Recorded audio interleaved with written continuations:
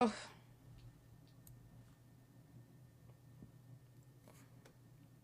I'm not gonna lie to you, brother. I don't even want to talk about it. I just want to catch up and then catch up on that catch up. I want to get this book over with, move on to the next book, and catch up. Because, well, we're day 7. That means that I'm like 7 chapters behind. It's a hard knock life for us. It's a hard knock life for us. I should have just read the book without y'all, being honest. But I got some like feelings toward reading on without you guys. So I decided not to go on without you guys. I should have, but I didn't. I should have, but I didn't.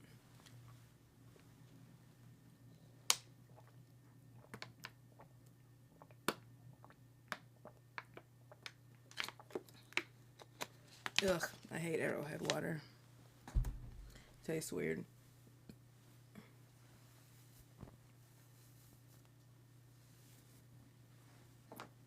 I'm cool and hip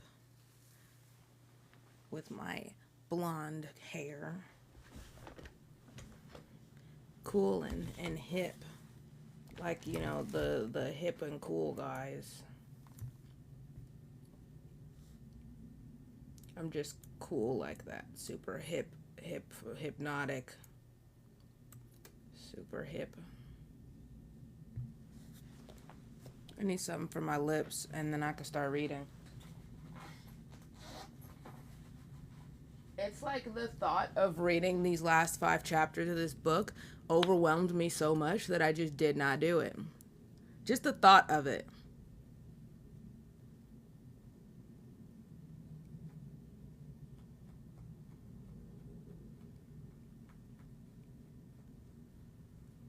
Just the thought.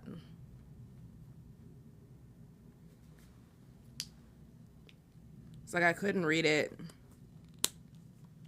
I don't know. I got super overwhelmed. And I don't really talk to people like that. So I really wasn't able to convince myself to just do it.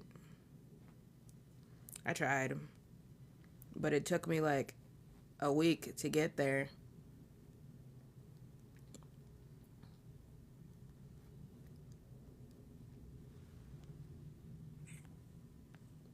Am I back? Yes. I feel like I'm in a place now where I can prioritize this. It was not being prioritized beforehand, if you're wondering. I kind of just was trying to survive, be honest with you. Law number 4 says say less. I think we did law number 4, right? So we're on law number 5. Commit to yourself. Imagine the kind of person you would be if you did everything you said you were going to do. Oh my god. Did I just get clocked this early in? Hello? Wait a minute. Okay, hold on. Hold on. No, because I didn't deserve that. Okay, the 44 laws of peace, right? Law number 5 says commit to yourself. Imagine the kind of person you would be if you did everything you said you were going to do. This week, I'm going to start eating better. I'm going to start working out again. I'm going to work on that side business I've been thinking about. I'm going to be patient with those that annoy me. Now realize that the only thing stopping you from being that person is yourself. To be the best version of yourself is as simple as keeping the promises you make to yourself. Unfortunately, like most things in life, this is easier said than done. When we make a promise to ourselves, we are eager to keep it and swear on our lives that we will. But when the time comes to keep that promise, the version of us that was so committed is nowhere to be found. I didn't ask for this. I didn't ask to get clocked like this. I never said, whoa, hold on. Because I just got, oh my God, I got tears in my eyes. No way. I just got like punched in the throat just now by this book. Hold on. When we make a promise to ourselves, we're eager to keep it and swear on our lives that we will. But when the time comes to keep that promise, the version of us that was so committed is nowhere to be found. Instead, in their place, we find a version of ourselves that argues like a lawyer in the opposite direction, trying to rationalize why we shouldn't fulfill that said promise. It's too hot. I'm too tired. That was a stupid idea. It's not that important. I can do it later. You see, the reason it's easy to make the promise is because you're not the one who needs to keep the commitment. It's the future you. Brother! Brother! Brother! Brother! Brother! Brother. No. No. I'm so sorry. Hold on, because there's like a whole 2 pages to this law. Hold on. 3. There's 3 pages to this law. 1, 2, 3 pages. 3 full pages set to keeping a commitment to yourself. I don't even want to read it anymore. I already got clocked in the forehead. I can't handle it. I'm good. I think I'm good where I'm at. So the 44 Laws of Peace. If you want to get clocked, this is the book for you. Because wow. Imagine the kind of person you would be if you did everything you said you were going to do. Oh my gosh. Imagine the kind of person you would be. I was literally just talking about how I said I was going to finish The Psychology of Money before the year ended, just for me to end up still reading it after the year is over. I clocked, that book just clocked me. I just got clocked. No. That is not okay. It's not okay that all right, we're going to finish this. We're going to definitely finish The Psychology of Money. And then, yeah, that's crazy. I want to read Think and Grow Rich by Napoleon Hill, but if we do that, we're changing the time of day so I can read it to my little sister. She's 9, but she still needs that exposure. She still needs the exposure, for sure. But, like, come on now. Come on. And I stopped in the middle of a chapter. Chapter 16, You and Me. I stopped 3 pages into this chapter and didn't finish it. What the heck? What's going on, Dez? Am I okay? I don't think so. Hold on. Okay, here's what's going to happen. This is what we're going to do. We'll read 2 chapters, 16 and 17. We will finish the, what's-a-majiggy, the 5th law of peace, because the laws of peace are, like, I'm getting bopped in the head by these laws, dude. What was the last one? Say less? Oh my goodness. They're like, yeah, say less. Hey, who got their passport? What's going on? Y'all coming to Japan at the end of the year? December 2026 Japan trip.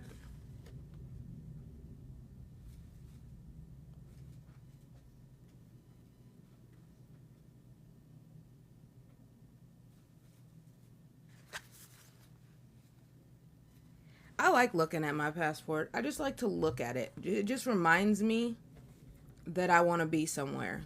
Just looking at my passport is enough for me. Just to get to stare at it. I don't know. Oops.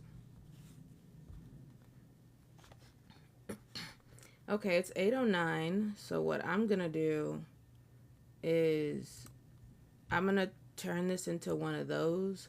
Actually, I'm not really proud of the fact that I'm even still reading this book in 2026. So I think I'm just going to read. I think if I just read, it's probably better for my internal ego, to be honest with you. We're 7 days in, which means that I would be 7 days into Proverbs, if I remember correctly. Not Psalms. Psalms is like 100 chapters. But Proverbs is 31, and there's 31 days in January. So, just so I can, like, get some Bible reading time, I'm going to do that. And then the second book, I think I wanted it to be something psychology-based, but it was recommended to me that I read Think and Grow Rich by Napoleon Hill. And I think Napoleon Hill's a cool dude, so I think I'll probably go for that book next. We'll see. Beware talking financial cues from people playing a different game than you are. The implosion of the dot-com bubble in the early 2000s reduced household wealth by $6.2 trillion. By the end of the housing bubble, cut away more than $8 trillion. It's hard to overstate how socially devastating financial bubbles can be. They ruin lives. Why do these things happen? Why do they keep happening? Why can't we learn our lessons? The common answer here is that people are greedy, and greed is an indelible feature of human nature. That may be true, and it's a good enough answer for most, but remember from chapter 1, no one is crazy. People make financial decisions they regret, and they often do so with scarce information and without logic. But the decisions made sense to them when they were made.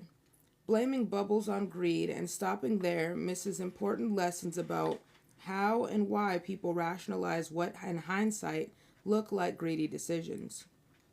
People of why bubbles are hard to learn from. Part of why bubbles are hard to learn from is that they are not like cancer, where a biopsy gives us clear warning and diagnosis. They are closer to the rise and fall of a political party, where the outcome is known in hindsight, but the cause and blame are never agreed upon. Competition for investment returns is fierce, and someone has to own every asset at every point in time. That means the mere idea of bubbles will always be controversial because no one wants to think they own an overvalued asset. In hindsight, we're more likely to point cynical fingers than to learn lessons. I don't think we'll ever be able to fully explain why bubbles occur. It's like asking why wars occur. There are almost always several reasons, many of them conflicting, all of them controversial. It's too complicated a subject for simple answers, but let me propose one reason they happen that both goes overlooked and applies to you personally. Investors often innocently take cues from other investors who are playing a different game than they are. Okay. Next. An idea exists in finance that seems innocent but has done incalculable damage. It's the notion that assets have one rational price in a world where investors have different goals and time horizons. Ask yourself, how much should you pay for Google stock today? The answer depends on who you are.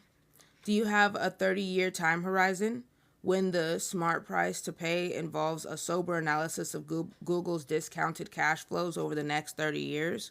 Or are you looking to cash out within 10 years? Then the price to pay can be figured out by an analysis of the tech industry's potential over the next decade and whether Google management can execute on its vision. Are you looking to sell within a year? Then pay attention to Google's current product sales cycles and whether we'll have a bear market. Are you a day trader? Then the smart price to pay is who cares, because you're just trying to squeeze a few bucks out of whatever happens between now and lunchtime, which can be accomplished at any price. When investors have different goals and time horizons, and they do in every asset class, prices that look ridiculous to one person can make sense to another, because the factors those investors pay attention to are different. Take the dot-com bubble in the 1990s. People can look at Yahoo stock in 1999 and say, that was crazy, a zillion times revenue. The valuation made no sense. But many investors who owned Yahoo stock in 1999 had time horizons so short that it made sense for them to pay a ridiculous price. A day trader would accomplish what they need, whether Yahoo was at $5 a share or $500 a share, as long as it moved in the right direction that day. And it did, for years. An iron rule of finance is that money chases returns to the greatest extent that it can. If an asset has momentum, it's been moving consistently up for a period of time. It's not crazy for a group of short-term traders to assume it will keep moving up. Not indefinitely, just for a short period of time they need it to. Momentum attracts short-term traders in a reasonable way. Then it's off to the races. Bubbles form when the momentum of short-term returns attracts enough money that the makeup of investors shifts from mostly long-term to mostly short-term. That process feeds on itself. As traders push up short-term returns, they attract even more traders. Before long, and it often doesn't take long, the dominant market price setters with the most authority are those with shorter time horizons. Bubbles aren't so much about valuations rising, that's just a symptom of something else.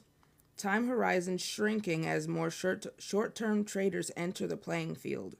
It's common to say the dot-com bubble was a time of irrational optimism about the future, but one of the most common headlines of that era was announcing record trading volume, which is what happens when investors are buying and selling in a single day.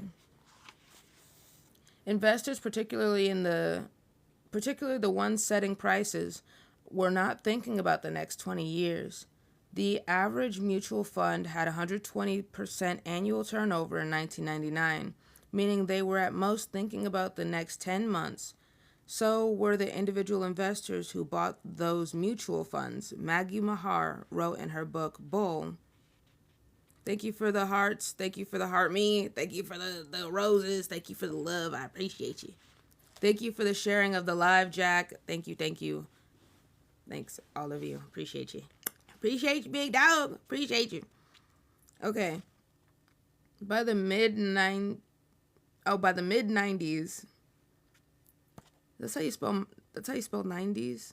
Okay. By the mid 90s, the press had replaced annual scorecards with reports that appeared every 3 months. The change spurred investors to chase performance, rushing to buy the funds at the top of the charts just when they were most expensive. This was the era of day trading, short-term option contracts, and up-to-the-minute market commentary. It's not the kind of thing you'd associate with long-term views. The same thing happened during the housing bubble of the mid-2000s. It's hard to justify paying $700,000 for a 2-bedroom, Florida-tract home to raise your family in for the next 10 years. But it makes perfect sense if you plan on flipping the home in a few months to a market with rising prices to make a quick profit, which is exactly what many people were doing during the bubble.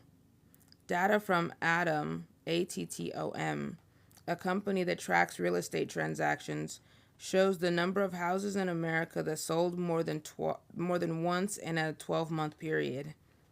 They were flipped, rose 5-fold during the bubble.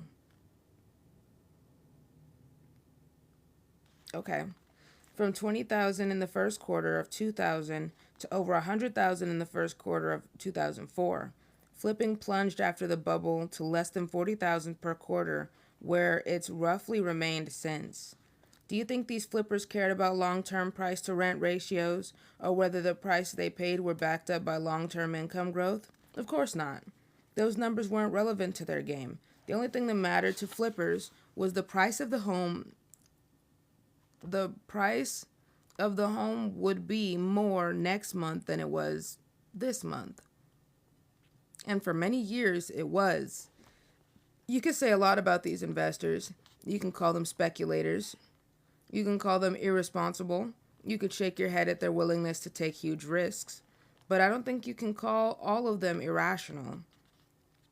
The formation of bubbles isn't so much about people irrationally participating in long-term investing. They're about people somewhat rationally moving toward short-term trading to capture momentum that had been feeding on itself.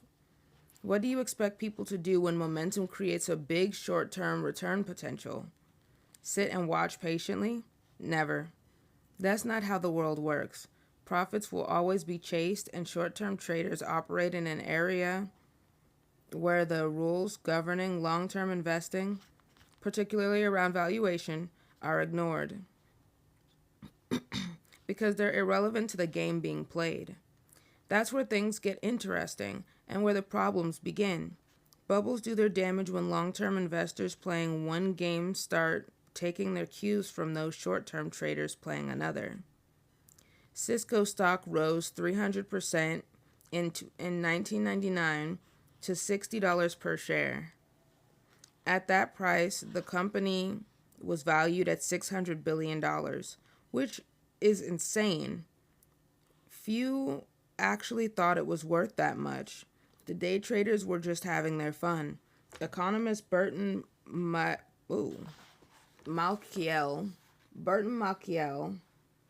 once pointed out that Cisco's implied growth rate at the valuation meant that it would become larger than an entire U.S. economy within 20 years. But if you were a long-term investor in 1999, $60 was the only price available to buy, and many people were buying it at that price. So you may have looked around and said to yourself, wow, maybe these other investors know something I don't. Maybe you went along with it. You even felt smart about it. But what you don't realize is that the traders who were setting the marginal price of the stock were playing a different game than you were. $60 a share was a reasonable price for the traders because they planned on selling the stock before the end of the day, when its price would probably be higher. But $60 is a disaster in the making for you because you planned on holding shares for the long run. These two investors rarely even know that each other exists, but they're on the same field, running toward each other. When their paths blindly collide, someone gets hurt. Many finance and investment decisions are rooted in watching what other people do and either copying them or betting against them. But when you don't know why someone behaves like they do, you won't know how long they'll continue acting that way. What will make them change their mind, or whether they'll ever learn their lesson? What will make them change their mind, or whether they'll ever learn their lesson? When a commentator on CNBC says, you should buy this stock, keep in mind that they do not know who you are. Are you a teenager trading for fun? An elderly widow on a limited budget? A hedge fund manager trying to shore up your books before the quarter ends? They're going in right now. Are we supposed to think those three people have the same priorities and that whatever level a particular stock is trading at is right for all three of them? It's crazy. It's hard to grasp that other investors have different goals than we do, because an anchor of psychology is not realizing that rational people can see the world through a different lens than your own. Rising prices persuade all investors in ways the best marketers envy. They are a drug that can turn value-conscious investors into dewy-eyed optimists, detached from their own reality by the actions of someone playing a different game than they are. Being swayed by people playing a different game can also throw off how you think you're supposed to spend your money. So much consumer spending, particularly in developed countries, is socially driven, subtly influenced by people you admire, and done because you subtly want people to admire you. But while we can see how much money other people spend on cars, homes, clothes, and vacations, we don't get to see their goals, worries, and aspirations. A young lawyer aiming to be a partner at a prestigious law firm might need to maintain an appearance that I, a writer who can work in sweatpants, have no need for. But when his purchases set my own expectations, I'm wandering down a path of potential disappointment because I'm spending the money without the career boost he's getting. We might not even have different styles. We're just playing a different game. It took me years to figure this out. A takeaway here is that few things matter more with money than understanding your own time horizon and not being persuaded by the actions and behaviors of people playing different games than you are. The main thing I can recommend is going out of your way to identify what game you're playing. It's surprising how few of us do. We call everyone investing money investors like they're basketball players, all playing the same game with the same rules. When you realize how wrong that notion is, you see how vital it is to simply identify what game you're playing.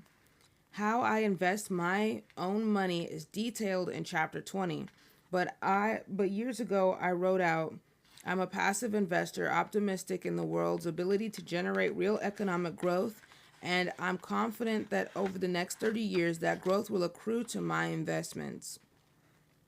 This might seem quaint, but once you write that mission statement down, you realize everything that's unrelated to it.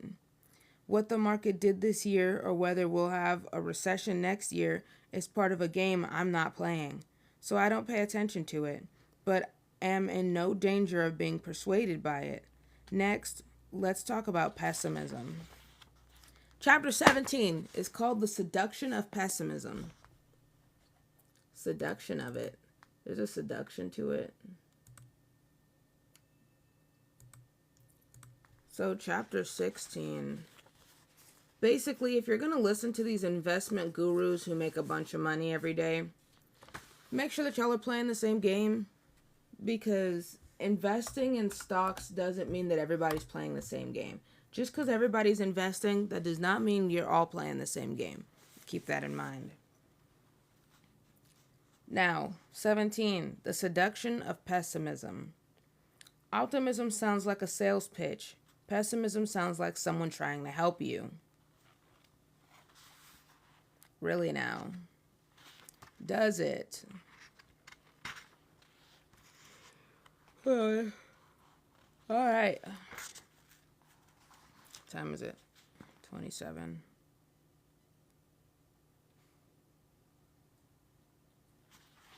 Okay. Quick pause, and I'll be back in less than 5 minutes.